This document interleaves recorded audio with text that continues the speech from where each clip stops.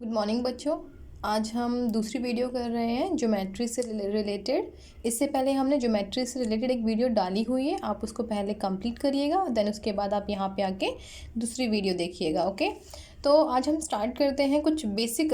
हमने इससे पहले क्लासेस में कुछ बेसिक कंसेप्ट किए थे, आज हम उससे कुछ आगे कर रहे हैं। ठीक है, तो आज हम करते हैं जैसे कि हमने लाइंस के बारे में पढ़ रखा है। ठीक है, लाइंस हम कंप्लीट कर चुके हैं, लाइन सेगमेंट कंप्लीट कर चुके हैं, पॉइंट क्या होता है वो हम कंप्लीट कर, कुछ इनकी जो बेसिक पॉइंट्स थे हम लास्ट वीडियो में हम कंप्लीट कर चुके हैं। ओके, तो आज हम जो एक्सरसाइज कर रहे हैं, हम जो क्वेश्चंस कर रहे हैं, कुछ टॉपिक कर रहे हैं जो कि क्या होंगे, ट्राइंगल यानी कि ज्योमेट्री से रिलेटेड होंगे। जैसे कि हम बात करते हैं ज्योमेट्री से रिलेटेड, अगर हम बात करेंगे बच्चों, तो ये जो एंगल होता है इनकी, जो अगर फिगर जो देख रहे हैं ये क्या है, एक राइट एंगल ट्राइंगल है। अगर राइट एंगल इनकी ये जो है 90, तो 90 डिग्री का जो भी एंगल होता है वो राइट एंगल ट्राइंगल क्या कहलाता है। ठीक है, इसको क्या बोलते हैं बच्चों, राइट एंगल ट्राइंगल। ठीक है, राइट एंगल ट्राइंगल हम इसको बोलते हैं। अब बस मुझे इतना बताओ, अगर मैं इस लाइन को यानी कि ये वाली लाइन को अगर मैं इस तरफ मूव करती हूँ, अगर मैं इस लाइन को इस तरफ मूव करती हूँ, तो मुझे बताओ ये जो एंगल होगा इस पर कोई फ़र्क पड़ेगा कि नहीं पड़ेगा? पड़ेगा। क्यों? ये जो एंगल यानी कि ये जो लाइन है ना बच्चों, जब इधर आएगी तो क्या होगा, ये एंगल जो है 90 का, ये छोटा, इससे 90 से छोटा होता जाएगा। अब सिंपल, मैं अगर अपने हाथ को ऐसे शो कर दूँ, जैसे ये मान लो एक था क्या, ये मान लो एक राइट एंगल ट्राइंगल है। ठीक है, इसके बीच में यानी कि ये जो एंगल है ना, इसके बीच में यानी कि यहाँ पे क्या बना रहा है, एक राइट एंगल ट्राइंगल। अगर मैं इसको क्या करूँ, इसको धीरे धीरे करके क्या करूँ, इसको मूव करूँ ना मूव, तो ये अगर ये ऐसे मूव कर, देखो यहाँ पे था ये राइट एंगल ट्राइंगल 90 डिग्री का बना रहा था, कहाँ पे, इस जगह यानी कि इस बीच में। ठीक है, जैसे मैं मान लो ये अगर मैं एक लाइन खींचती हूँ ऐसे करके, ठीक है, तो ये देखो यहाँ पर अगर मैं इस लाइन के ऊपर रखूँ तो ये एक राइट एंगल ट्राइंगल हो गया राइट एंगल ट्राइंगल, ये राइट एंगल। अब इसको मैं इस हाथ को ऐसे ऐसे करके बंद करूँ तो एक टाइम क्या होगा, ये पूरा बंद हो जाएगा। तो यानी कि ये जो एंगल था ये छोटा हो रहा है, क्या हो रहा है, ये छोटा हो रहा है। अब जैसे ये 90 डिग्री था, अब मैं सिंपल बात करते हैं, तो 90 यानी कि ये जो मान लो ये एंगल हो गया ऐसे, ठीक है, ये एंगल हो गया ऐसे, तो ये मैं बोल सकती हूँ हमें हो सकता है ये 45 डिग्री हो सकता है ये 60 डिग्री हो सकता है ये 50 डिग्री हो, कुछ भी हो सकता है। क्योंकि हमने क्या नहीं किया, मेज़र नहीं किया, यानी कि मेज़र का मतलब हमने नापा नहीं है कितने का है ये, कितना मतलब यहाँ एक्स के किससे क्या करते हैं हम बेटा, इसको मेज़र करते हैं किससे, एक हमारे पास क्या आता है डी, जिसको हम डी भी बोलते हैं, प्रोटेक्टर भी बोलते हैं, चंदा भी बोलते हैं इसको। तो इससे हम क्या करते हैं, मेज़र करते हैं। ये क्या करते हैं, अगर वो बोलेगा कि 50 डिग्री का, तो हम क्या हो सकता है 50 डिग्री यहाँ हो, तो हम इसको क्या करते हैं, ड्रॉ करेंगे, 50 डिग्री ये बन जाएगा इस टाइप से। ठीक है, अब यानी कि ये हो गया 45, हो सकता है 60, 50, कुछ भी हो सकता है। अब हम बात करते हैं बच्चों छोटा एंगल है ना, तो छोटा एंगल, ये हमने कौन सा एंगल किया था, राइट एंगल ट्राइंगल किया था। अब देखो एक होता है एक्यूट एंगल, कौन सा एंगल, एक्यूट एंगल कौन से होते हैं, एक्यूट एंगल की डेफिनेशन ध्यान से सुनना है। मैंने क्या बोला, ये जो राइट एंगल था, ये क्या किया, ये जो राइट एंगल था ये हुआ छोटा, यानी कि ये जो लाइन है यहाँ से आके, मान लो ये जो लाइन है ये कहाँ आ गई, ये आ गई ऐसे, ठीक है, ये आ गई ऐसे। तो अब ये मान लो एंगल कितना बन गया, ये पूरा एंगल 90 था, बट ये लाइन हमने यहाँ आ गया, अब ये छोटा हो गया यानी कि यहाँ आ गया, तो अब ये एंगल कितना बन गया, 45 बन गया, कितना बन गया, 45। तो एक्यूट एंगल क्या होते हैं बच्चों, अगर हम डेफिनेशन की बात करते हैं एक्यूट एंगल की, तो यानी कि those angle which are less than 90, कौन से, those angle which are less than 90 are called acute angle. यानी कि वे एंगल जो 90 डिग्री से क्या होते हैं, छोटे होते हैं, उनको हम क्या बोलते हैं, एक्यूट एंगल बोलते हैं। अब सेम यहाँ पर देखो, यही जो लाइन थी, अगर मैं इसको इधर मूव करती हूँ, सेम ठीक है, इसको क्या करती हूँ, इधर मूव करती हूँ, तो एंगल बढ़ेगा या छोटा होगा, तो एंगल क्या होगा, इंक्रीज, यानी कि 90 से इधर जाएगा तो छोटा होगा, 90 से इधर जाएगा तो बड़ा होगा। जैसे यानी कि ऑब्ट्यूज एंगल की बात कर रहे हैं, अब हम कौन से एंगल की बात कर रहे हैं, हम ऑब्ट्यूज एंगल की। ठीक है, तो ये जो एंगल था मैंने मान लिया ये था ऐसे करके, यानी कि यहाँ पे अगर हम बात करेंगे तो मैं अगर ऐसे डालूँ यहाँ पर, तो ये मान लिया था 90 डिग्री था, बट ये 90 से बड़ा है 90 से, तो ये जो एंगल होगा ना, हो सकता है बच्चों 120 हो सकता है ये 110 हो, कुछ भी हो सकता है ना, हो सकता है 108 हो, हमें नहीं पता क्योंकि हमने मेज़र नहीं किया है। अगर आप मेज़र करेंगे यानी कि नापेंगे तो आपको एग्जैक्टली पता चल जाएगा ये एंगल है कितना। ठीक है, तो यानी कि अब इसकी अगर डेफिनेशन की बात करते हैं बच्चों, तो डेफिनेशन क्या होती है इसकी, यानी कि those angle which are greater than 90, यानी कि देखो ग्रेटर देन जो मैंने बोला उसको वर्ड्स टू मतलब मैच करो उसको, देखो मैंने जो समझा है उसको मैच करो, यानी कि डेफिनेशन के साथ।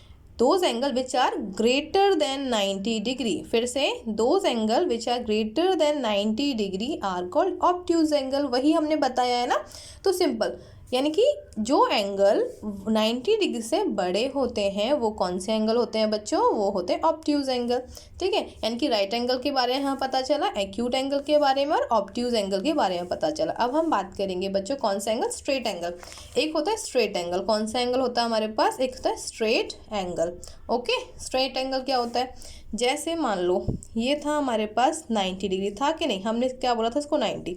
अगर मैं इस लाइन को यहाँ से अगर ड्रॉ करती हूँ तो ये भी तो 90 होगा, होगा कि नहीं होगा, ये 90 है तो इनकी स्ट्रेट ही तो है, ये देखो ये हो गया, ये भी 90 होगा, होगा कि नहीं।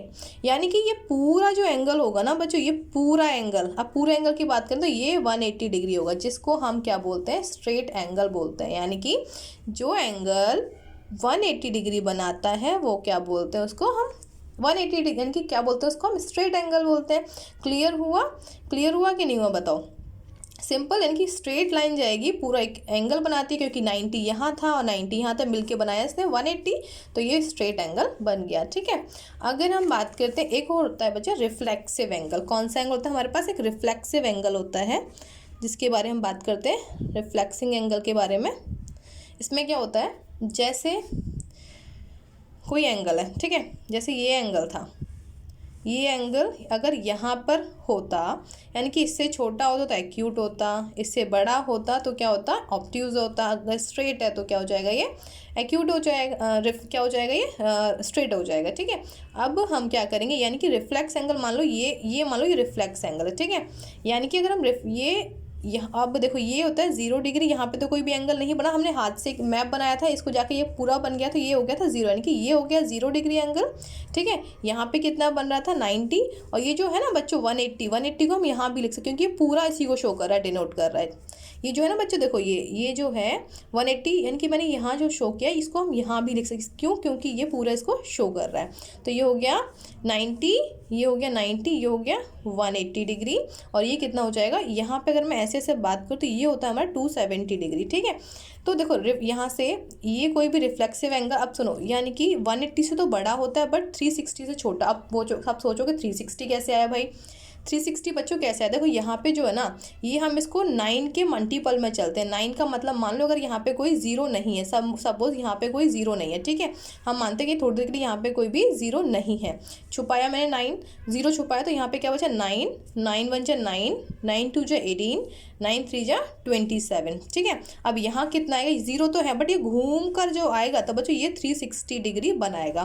फिर से देखो, अगर मैं 0 हटा देती हूँ तो 9 1 जा 9, 9 2 जा 18, 9 3 जा 27, 9 4 जा 36, ये मल्टीपल में 9 की मल्टीपल में ही चलता है। अब सुनो, ये जो पूरा बना है ना बच्चों, देखो इसमें 2 कंसेप्ट क्लियर कर रही हूँ मैं, कितने कंसेप्ट क्लियर कर रही हूँ, 2 कंसेप्ट को ध्यान रखना। ये रिफ्लेक्सिव एंगल प्लस क्या कर रही हूँ मैं, पूरा इनकी कौन सा सर्कल की अगर हम बात करेंगे तो पूरा इसको कंप्लीट कर रहे हैं। ठीक, कंप्लीट एंगल जिसको बोलते हैं, किसको बोलते हैं, कंप्लीट एंगल और रिफ्लेक्सिव एंगल की बात कर रही हूँ इसमें। ठीक है, तो ये पूरा जो कंप्लीट किया ना, इसने एक राउंड जो लगाया, मतलब मैं थोड़ा ये टेढ़ा बन गया बच्चों, इसको थोड़ा सही कर लेना। ठीक है, मैं ड्राइंग में बहुत गंदी हूँ तो अब इसको सही करना, ये पूरा एक सर्कल बना दिया इसने। ठीक है, अब जो सर्कल बनाया ना, मतलब जैसे मान लो इसको मैं अलग बाहर बनाती है, सर्कल जो बनाया ना वो बेटा ये पूरा क्या बनाया, 360 बनाए। कितना बनाया, ये 360 का बनाया। ठीक है, तो यहाँ पे कितना था 270 था, तो ये पूरा जो एंगल बना ये बना हमारा कंप्लीट एंगल। कौन सा एंगल बना हमारा, कंप्लीट एंगल। देखो इसमें 2 कंसेप्ट क्लियर किए, एक रिफ्लेक्सिव एंगल। अब सुनो, रिफ्लेक्सिव एंगल की हम क्या करते हैं, डेफिनेशन करते हैं,